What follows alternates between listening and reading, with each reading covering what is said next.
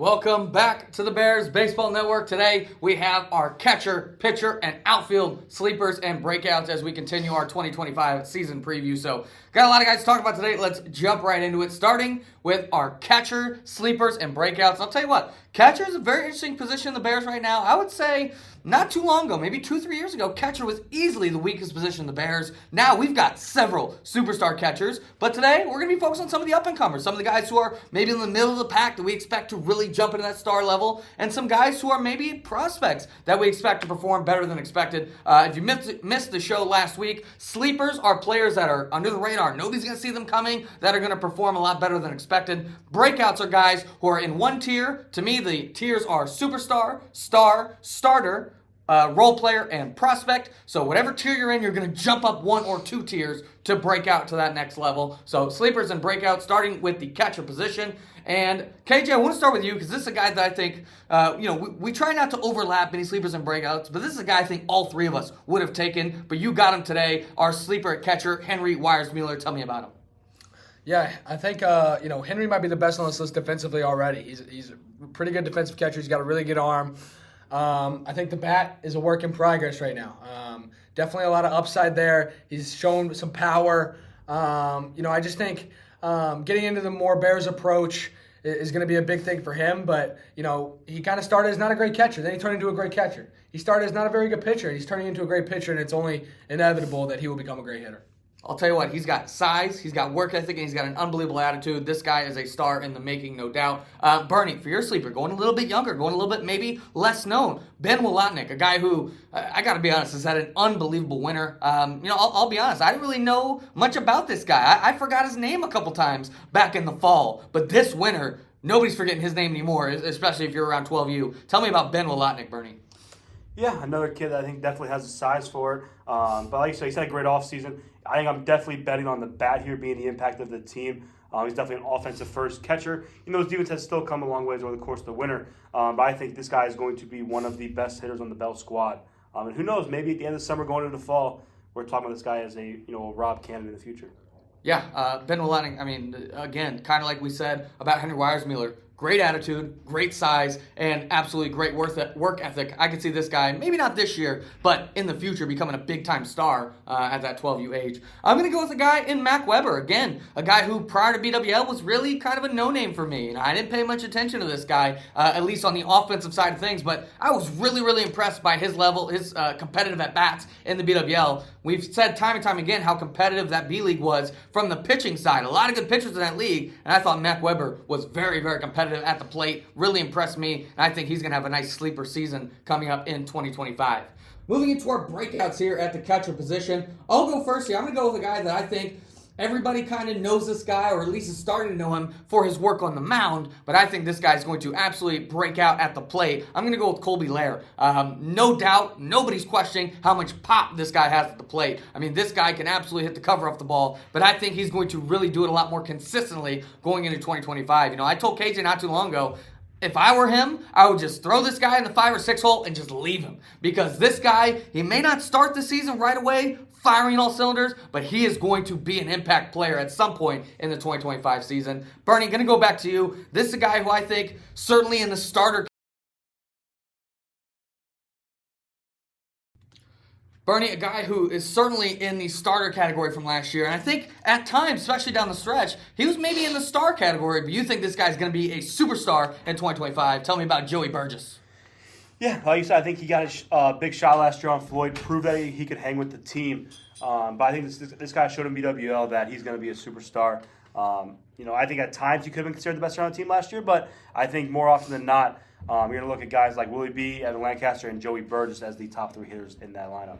KJ, we talk about those tiers, right? And I'll tell you what, the tiers are a little bit skewed when it comes to 16U because the guy we're about to talk about, he'd be a starter on a lot of 16U teams, but he's just a role player for 16U Floyd because how good that team is. But KJ, you think this guy's going to be at least a starter and maybe even a star. Tell me about Gunnar Wilson. Yeah, Gunnar had a monster BWL. I think he was one of the, he's a top 3 hitter. He's definitely a BWL All-Star. I think we're going to have a big power surge from Gunnar. I think he's been a guy before.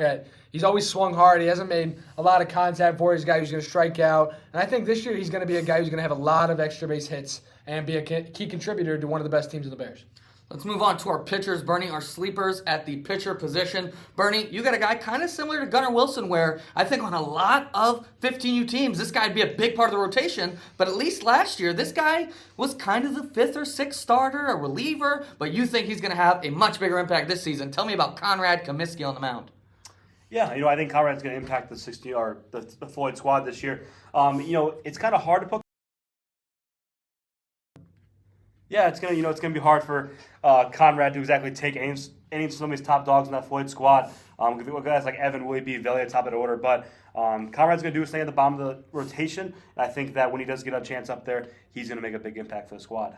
KJ, 16U is definitely deep at hitter, but I'll tell you what, man, 16U is unbelievably deep at the pitcher position. I mean, they have 3 legitimate staffs across Floyd, Driscoll, and Latrine. All 3 teams have a good pitching staff. This guy was on Latrine last year. He may be on Latrine again this year, but I'll tell you what, I think he's going to have a big impact season, and tell me why you do too, Colin Zufall. Yeah, I think Colin's a guy who's, he kind of came into the Bears as one of those guys. He wants to throw all these fancy different pitches and wants to have this crazy pitch mix. And when he really got into the Bears approach, started simplifying things and, honing in on what he's got a good fastball. I've said before, he's got one of the best curveballs in the Bears. I mean, he's got a legit curveball that he can throw for strikes every single time. He's got a good slider, and he's just honing in on those, making 3 pitches great instead of having 5 okay pitches. Now he's got 3 great pitches and 1, top 5 in the Bear curveball. So, I think he's going to have a big year. I think he's going to do some things at the plate, but definitely going to get a lot of his at-bats and a lot of his value is going to come from his arm. Yeah, I mean, from his first outing in the BWL to his last outing, his stuff was about the same either way, but his approach was so much better down the stretch, and we was able to get out those good hitters. Very, very impressive. I think Colin Zufall is going to have a nice season. I'm going to go with another guy who I don't think this guy has pitched before, at least not taking it seriously in the Bears or even before the Bears. And that's Madden Hammontree. This guy, 14U Floyd, if there was a weakness on this team, the biggest weakness was the pitching staff last year. So Madden took it upon himself, said, he all winter was in precision pitching, just honing his craft. At first, the first 2 months, just trying to get in the strike zone. And now he's getting the strike zone consistently. He's throwing 7-mile-an-hour harder than he was back in November. And he's got a curveball that he can throw both in the dirt to get strikeouts and over the plate to get ahead. I mean, this guy is going to be not a superstar pitcher. He's not going to go out and be the Sunday ace, but he's going to fill innings and pitch effectively. He's going to be one of those guys that's going to shut down bad teams and keep you in the game against good teams. And that really is all this 14U Floyd team needs on the mound. So, big fan of Madden Hammontree going into this year. Let's move into our breakouts at the pitcher position. And Bernie, this is a guy who nobody has ever questioned the stuff of this pitcher. But Bernie, you think he's going to really put it all together and at least be a full-time starter, if not even better this season. Tell me about the pitcher, Rudy Montenegro Langley.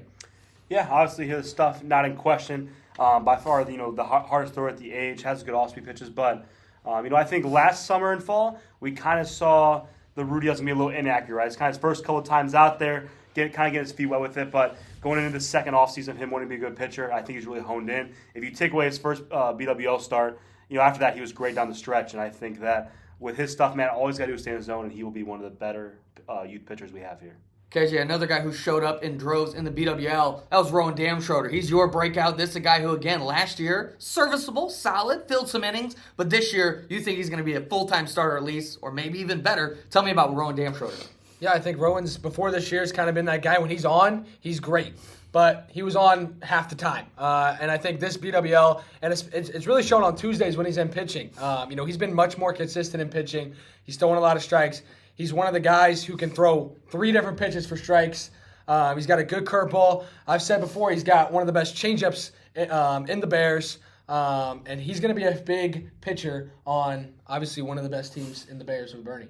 Yeah, for my breakout here at the pitcher position, you know that diagram where you got a circle, and these are the players who can throw strikes. And then you got a circle, and these are the players who can throw hard, and then you got that perfect divide in between of guys who can do both. Well, my breakout could not do either one of those things last year. He threw slow and couldn't throw strikes, so he absolutely put the work in for the last 9 months to hone his craft, and now he's up 11 mile an hour on the mound, and he's pumping strikes with 3 different pitches. My breakout for 2025 is going to be Carter Abernathy. This guy, I think, is going to go from a guy who didn't pitch much at all, then pitched a little bit. He was solid, he was serviceable, but I think he's going to be the guy who's going to go out, and when he's pitching, you know you're going to have a chance to beat about anybody. I mean, he's up to 77 miles an hour. I think he might even be closer to that 80 mark by the time the season starts. He's got, again, a curveball and a slider. He can throw both for strikes and to get.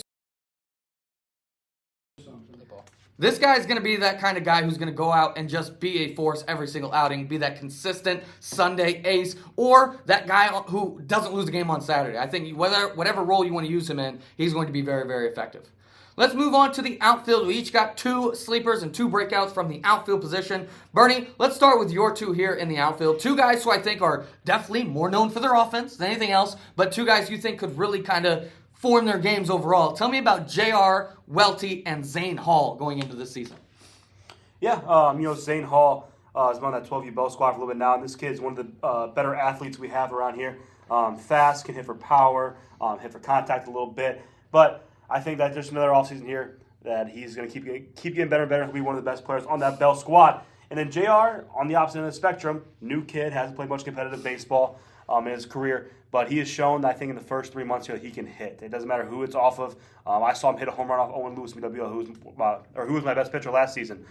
So I think this guy can hit off anybody, and he's going to be a big impact for the 13U Burn squad to start the season. KJ, again, I see a lot of similarities between your 2 sleepers here. You got 2 14U guys, both who have got big power in the bat, both who are extremely fast and athletic, and both who I think are primed to have big seasons. Tell me about Ben Chartrand and Quentin Cho from 14 Floyd.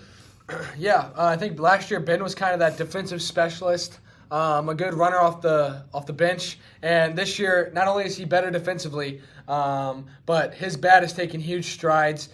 He's taking good at bats. He's hitting the ball hard, and he's really brought into that Bears hitting approach.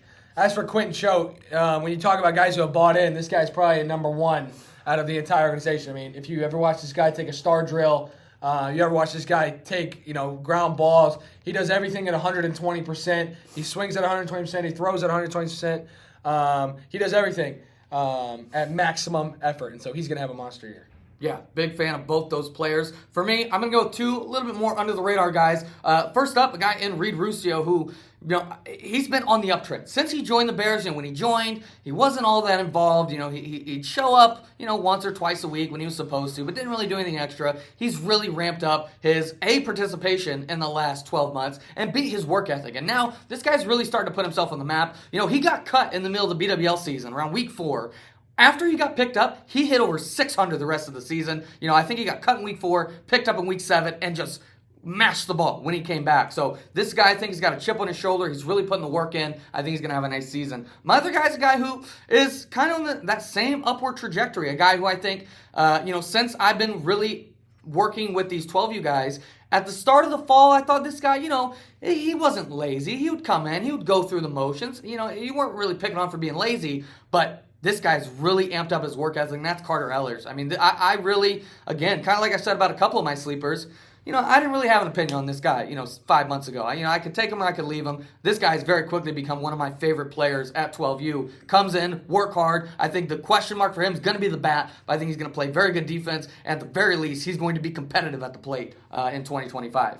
Let's move into our breakouts. And Bernie, I said usually we don't like to have a lot of duplicates, but this is a guy who you couldn't not have on your list. You think this guy's going to go to a whole new level. Tell me your opinion on why Quentin Cho is a breakout in 2025. Yeah, I'd like to echo everything Kennedy said and then just add in the opportunity he's going to have on that team. I think there is a hole to be filled for Quentin. I think that he's going to get a shot, man. He's going to get a shot to bat in the top 5, maybe in the top 3 at some point in the season. I think he's going to take advantage of it, right? Quentin's gave me no reason over the past 3 months to believe he's not going to take advantage of it. Bernie, we've already talked about what we saw from Rowan Damschroeder on the pitching side in BWL, but maybe even more impressive was what he did on the offensive side. Tell me about Rowan Damschroeder, his breakout at the plate. Yeah, this guy, he had a monster BWL. I think in years past, Rowan was a guy you saw hitting the cage. You're like, this guy can hit the ball hard, but it didn't necessarily translate to games all the time. Sometimes he'd have a hot couple weeks, but then kind of fall off. But this winter, man, every week I showed up, he was taking good at-bats off top pitchers, off Owen Lewis, Harrison, even hard throwers like Rudy and I pitched in the past couple weeks. It doesn't matter who he's faced. He's had a great approach, and we all know that Braun can hit the ball pretty hard up there. KJ, your outfield breakouts, you got two strong, fast, athletic, big-time power bats. Tell me about your breakouts, Braden Young and Dane Pastrana. Yeah, Braden Young, he kind of had a slow start at the beginning of the BWL season, and I think the last 5 weeks he was a monster. And I think it's been more of a thing of buying into that approach. I think, when you get a new player, it kind of always takes his steps. He starts not swinging hard, then he starts swinging hard but pulling his head. And then Braden kind of locked into keeping his head down and swinging hard, and he was mashing for the last couple weeks at BWL, hitting balls that, being indoors here, didn't do justice how far these balls are going to hit.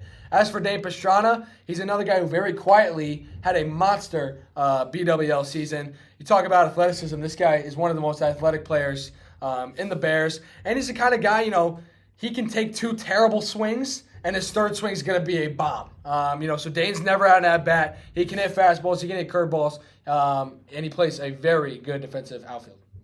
Yeah, moving into my breakouts here, I gotta say first and foremost, I let KJ and Bernie kind of pick their guys before I get to pick mine, but I'm 100% leading the Quentin Choate initiative this season. I'm all in on Quentin Choate, so just want to throw that out there. He definitely would have been my breakout if Bernie and KJ didn't already take him, but doesn't mean I don't believe in my two breakouts. These are two guys that what sets them, kind of together in my mind. What's the same about them is both these guys, I would say, when they first joined the Bears, I was really high on them.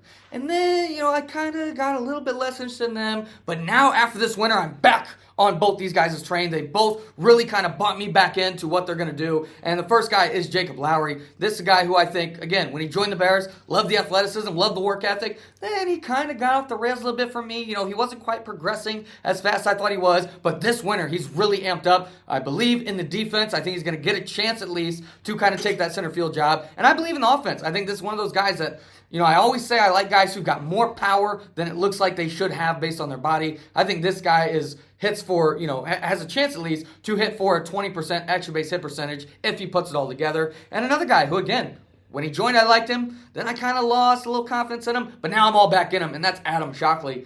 This is a guy who could not have had a better BWL season. I mean, he was facing the best of the best in the A-League, the best pitchers we had to offer, and he constantly was coming up with big hits, constantly coming up with clutch moments, and the ball was popping off his bat. So I think Adam Shockley is going to take a big step forward this season and move into that star conversation for the 6U Floyd team. That's going to do for this episode of the Bears Baseball Network. Next week, don't miss it. We got our top 50 prospects heading into 2025. We'll talk to y'all next week.